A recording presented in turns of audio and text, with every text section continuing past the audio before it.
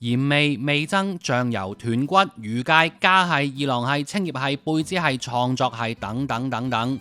日本拉麵由1488年嘅室町時代開始，經歷超過500年嘅演變，發展出各大門派。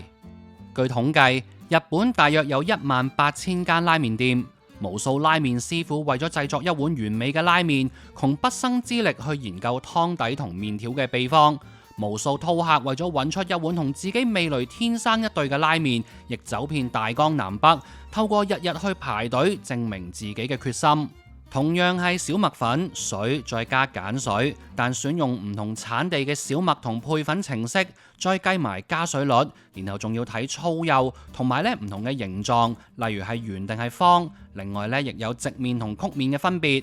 但係麵條嘅口感、味道、形態已經係千變萬化，再計埋湯頭配料，甚至係食法，一碗平民美食，只要用心研究，其實都可以好有深度。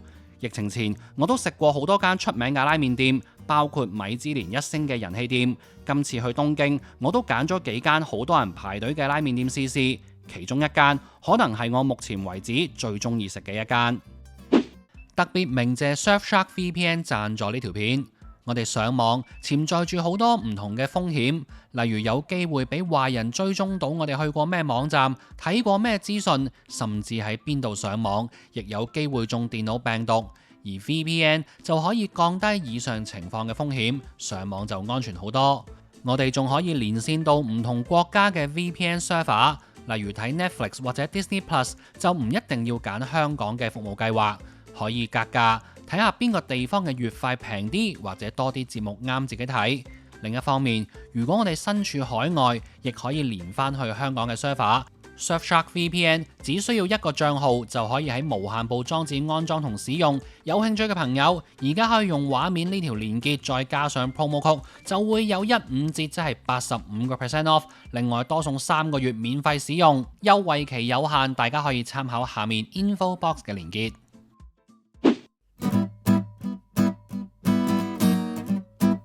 第一間，我哋去試試五之神製作所。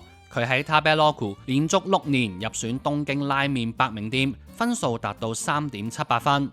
成間鋪16個位，我哋今日大約排咗9個字左右。大家可以見到台面就冇擺定啲餐具、水壺、湯壺呢啲嘢，全部都喺座位嘅後面，有需要就起身去後面攞。五之神製作所主打食煎麵，即係麵條煮好之後會過冷河，熱辣辣嘅湯汁會淋上。食嘅時候先將啲麵夾去點下啲汁一齊食。呢種食法源於東池袋大聖軒已故店主山岸一雄先生，我哋以前都有拍過，有興趣可以睇翻 info box 有連結。呢一碗係番茄蝦煎麵，最特別係麵條上面有一撇羅勒醬，而尖汁入面呢就加咗芝士，隱約有一種意大利風情喺入面。食開傳統口味，遇到佢就會有啲新鮮感。另一碗係最招牌嘅蝦煎麵，好神奇地，蝦味反而冇之前嗰碗咁突出，而係同佢嘅底味，可能係豬骨嘅味道混為一體。雖然層次感稍弱，但係就有一種更加融洽嘅感覺，味道上亦足夠濃郁，鹹度適中。麵條口感紮實，係煎麵嘅傳統特色。今日2碗麵嘅所有配料，包括嗰啲叉燒啦，食完之後就冇留下好深刻嘅印象。呢個亦係我食拉麵好常遇到嘅情況。整體嚟講，我覺得呢間都係值得一排，特別係嗰碗番茄蝦煎麵。跟住我哋去到勁多拉麵店嘅東京站一番街。喺競爭咁激烈嘅情況之下，鹿嚟舍係少數幾間喺度嘅拉麵店，次次經過都見到有人排隊嘅。留意翻呢間餐廳有幾間分店，東京站呢間就最多人排，可能係因為交通最方便啦。鹿嚟舍係魚粉粗麵嘅代表，魚粉屬於大家比較熟悉嘅魚介豚骨嘅變調，喺原本就用上各類魚乾、豚骨嘅濃厚湯底入面，再加入用魚乾或者係其他海鮮類磨成嘅粉末，令到湯頭嘅味道更加浮誇，質地黏稠之餘，更加會有一種粗獷嘅感覺。但今日呢一碗煎麵嘅尖汁就冇預期嘅厚度，味道就傾向似一般嘅魚介豚骨。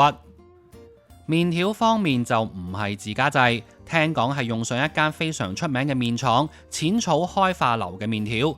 日本好多出名嘅拉麵店都係淺草開化樓嘅客嚟嘅，包括以前都拍過嘅無敵家。鹿梨社用嘅係一款硬麵，名副其實，真係好硬，冇乜彈性。聽講好受歡迎，但我就唔係太識欣賞。阿 Kit 試煎麵，我就試咗碗拉麵，湯頭同碗尖汁比呢，無論係質地味道都冇相差好遠。以湯麵嚟計，佢嘅味道係好濃厚嘅。跟住睇睇佢啲配料啦，叉燒入口即溶，但溫度稍涼。筍絲唔算好嫩，而且有明顯筍臭味。味肉就好入味，質地正常。麵條都係好硬實，浸喺湯食到尾，亦唔會有一般麵條發脹變腍嘅情況。理論上係好適合咧用喺呢一類味道重身一啲嘅湯底度嘅，但我個人就唔係好中意呢種口感。每張台仲有呢啲一包包嘅魚粉，如果嫌佢唔夠結唔夠濃，可以自己加。銀座香味德係今條片唯一唔使排隊嘅鋪頭，餐廳佈局同收費亦係咁多間拉麵店最貼地嘅一間。今日2碗麵，每碗都係750 yen。香味德玩牛骨湯，一個源自鳥取嘅派系。據了解，做牛骨湯係比較麻煩一啲，所以就唔係太多鋪頭中意做呢一種湯底。呢一碗就係佢哋最經典嗰款元祖鳥取牛骨湯拉麵。湯底除咗用上牛骨之外，估計亦會有一啲蔬菜，令佢有翻啲清甜嘅底味。另外亦講明係加咗薄口醬油去調味。整體嚟講，湯頭好甘甜，有明顯嘅骨香味，清爽得嚟。湯面少少嘅油脂，亦會為成碗麵帶嚟一啲柔潤嘅感覺。叉燒睇落好瘦，但入口都算軟腍。筍絲好嫩，完全冇筍臭味。麵條方面算係中卷麵，攣攣地。呢個就係因為湯頭唔係太結太濃嗰隻，需要麵條有翻一定嘅掛湯能力。而且佢係一款低加水麵，雖然會吸味一啲，但就會越食越腍。我就冇太中意呢一款麵條嘅。第二碗呢叫做香味德白，加咗辣油，個牛骨湯底都唔係完全一樣。呢一碗係奶白色嘅，但飲落就唔覺佢牛骨味比第一碗清湯更濃郁。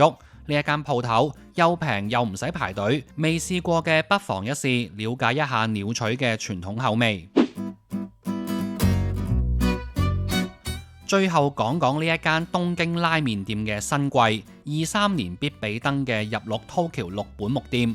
我哋今日排咗2個鐘頭，由於有落場時間，店員耐不久會出嚟數下人頭，覺得做唔切就會截龍。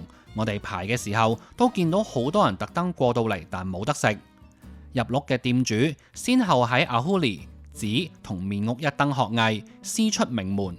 店內氣氛令我聯想到我好中意嘅創作麵工房明龍，有一種少見嘅精緻感。呢一碗係佢哋最有代表性嘅牛肝菌醬油拉麵嘅豪華版，即係多啲配料。呢碗呢1500 yen， 如果係正常版呢就1100 yen。呢一碗麵我用驚豔嚟形容，比起另外已經攞到星嗰幾間，我覺得入鹿更加出色。湯底同時用上雞、豬、蝦同貝類4種唔同類別嘅食材去熬製，每一個類別亦會用唔同產地品種嘅食材去配搭。再加埋牛肝菌、醬油同黑松露醬，所有元素已經去到一個黃金比例，食客食唔出，亦唔需要食得出湯底嘅主要成分，而係去享受一款新奇，同時又鮮香順喉嘅風味。碗裏面所有配料都可以用精彩嚟形容，叉燒甘香軟滑，鴨肉細嫩鮮甜，唯一可以雞蛋裏挑骨頭，就真係嗰粒比內地玉子。浸嘅時候啲汁冇浸過面，蛋身有一點淺色咗，外觀唔夠完美。呢碗湯呢，我係執完㗎，即係飲晒啲湯，多少亦反映店家亦真係如佢哋所宣稱，冇落任何化學調味料。入座嗰陣，我問咗店員可唔可以一個人點2碗麵，佢話得。我同阿 Kit 2個人就一次過買咗3張飛，師傅亦好好服務，問我想食邊一碗先，等我食完一碗先上第2碗。呢一碗係柚子鹽拉麵，其實都好好食，亦係呢個流派之中嘅高分之作。但我中意嗰碗牛肝菌醬油拉麵多好多。如果只能夠食一碗，就揀第一碗啦。我都唔夠 short 講 VO 啦。呢間雞王呢就唔係幾好食嘅。我哋圖文不符講多幾句入錄。入錄嗰隻麵條呢比較幼身，觸感光滑，咀嚼嘅時候會覺得筋道適中。單講麵條，亦係金條片咁多間鋪頭我最中意嘅一款。以往都幫襯過唔少排隊拉麵店，有啲個湯唔錯，有啲個麵幾好，極少數配料做得好精緻嘅，但湯同麵呢我又未必中意。入錄係難得湯麵配料我都好滿意嘅拉麵店，最勁嘅係連環境服務佢哋都做得好好。希望呢條片出街之後，下次再去唔使變咗要排3個鐘就好啦。下條片見，拜拜。